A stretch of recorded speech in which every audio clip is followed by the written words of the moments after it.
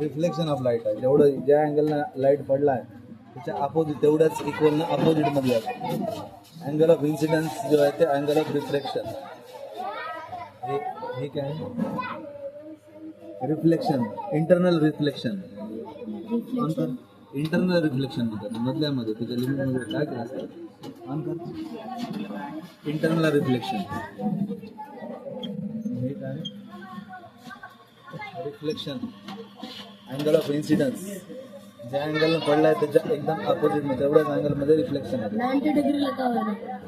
90 डिग्रीला कसं पडल्यावर असं तेवढ्या डिग्रीने इकडे जातो. 30 डिग्रीने पडलं तर 30 डिग्री जातो. हां, हे 30 डिग्रीने गेलं. हे 90 डिग्री आहे. 90 डिग्रीने पडला याच्यावर सरळ असा वरून पडला. आता थोडा क्रॉस, जितका क्रॉस झाला तेवढा रिफ्लेक्शनमध्ये त्या बघितलं झालं रिफ्लेक्शनमध्ये तेवढाच रिफ्लेक्ट होते. आता हे एवढ्या डिग्री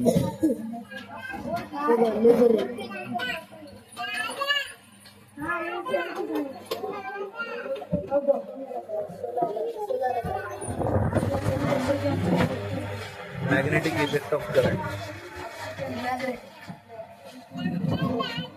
कंपास. Magnetic compass.